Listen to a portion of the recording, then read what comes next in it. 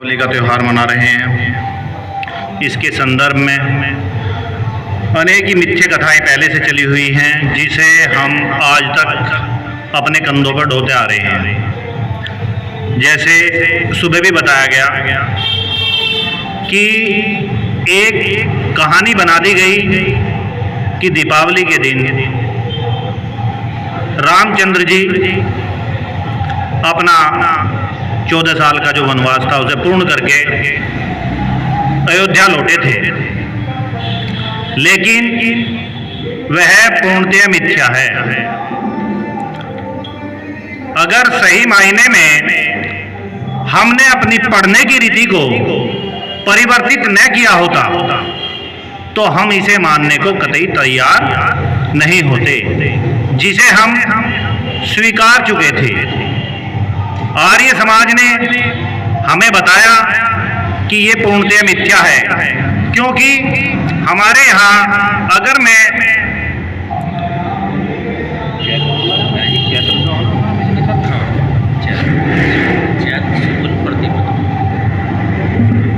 क्योंकि श्री रामचंद्र जी का जब राज्य अभिषेक होना था तो उसके लिए चैत्र शुक्ल प्रतिपदा की तिथि नियत थी, और उसी समय माता कैकेयी ने अपने वचनों द्वारा 14 साल के वनवास के लिए श्री रामचंद्र जी को भिजवा दिया था। और ये 14 साल अगर सही मायने में पूर्ण होने चाहिए थे तो चैत्र शुक्ल प्रतिपदा को ही होने चाहिए थे। तो ये जो अब क्या चल रहा है? विक्रम संवत, हाँ, अब कार्तिक मास, लेकिन कुछ मिथ्या लोगों ने इसे कार्तिक मास की अमावस्या तक 14 वर्ष पूर्ण करा दिए, जो कि पूर्णतः गलत है। युद्ध की तो बात की बात है। तो ये कैलकुलेशन कहां से लेके आए?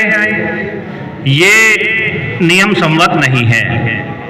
तो हमें सबसे पहले यही बात कहना चाहता हूं मैं आज दीपावली पर्व पर कि हमें अपनी पढ़ने की प्रक्रिया, जो हमारे श्रेष्ठ ग्रंथ हैं, ऋषिकृत ग्रंथ हैं, उनको पढ़ने की प्रक्रिया बनानी पड़ेगी। अन्यथा हम ऐसे ही झूठे मिथ्या त्योहारों में फंस जाएंगे।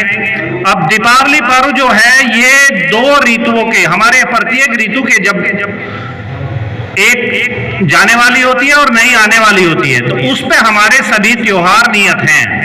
ऐसे होली होती है, अब ये शरद पूर्णिमा आ चुकी है तो शरद ऋतु स्टार्ट होने वाली है, तो इसलिए ये दीपावली का पर्व हमारे हिंदू धर्म ग्रंथों में रखा गया है। पीछे की जो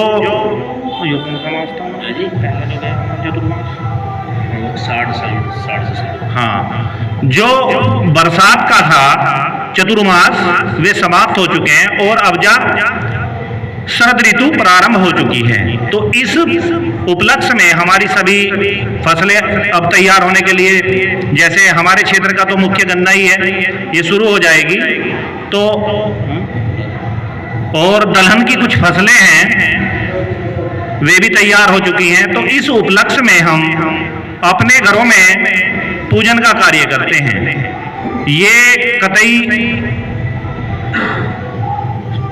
संवत नहीं है, नियम संवत की आज के दिन ही रामचंद्र जी अयोध्या लौटे थे। तो इसके लिए अध्ययन की आवश्यकता है, और मैं उन्हीं सभी भद्र पुरुषों महिलाओं से कहना चाहूंगा कि वे भी थोड़ा अध्ययन करें।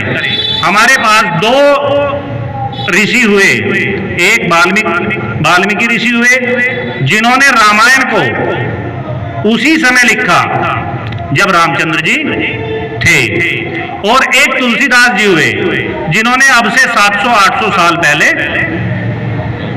रामचरितमानस के रूप में उसे हमें दिया। लेकिन हमने इन दोनों में से किसी को पढ़ा ही नहीं। कुछ विशेष लोग रहे जिन्होंने हमें भटका दिया और हम उन्हीं की रीतियों पे आगे बढ़ गए। तो हमें जो है अपनी पढ़ने की प्रक्रिया बनानी पड़ेगी, और धर्म को केवल लोगों के वस्त्रों को देख के, उनकी कथाओं को सुन के अपने आप को निर्धारित करने की आवश्यकता नहीं है। अपने आप को पढ़ के और समझकर अपने आप को उनके तरह डालो, क्योंकि हमने एक प्रक्रिया बना ली। हम मूर्ति में ज्यादा विश्वास करते हैं, आचरण में कम। राम के चित्र में ज्यादा विश्वास है, राम के चरित्र में विश्वास नहीं है, उसे हम अपनाते ही नहीं। तो हमें चरित्र अपनाना है, चित्र की कोई आवश्यकता नहीं है। चित्र के चक्कर में लगे रहोगे तो हम पतन की ओर बढ़ते चले जाएंगे। ओम।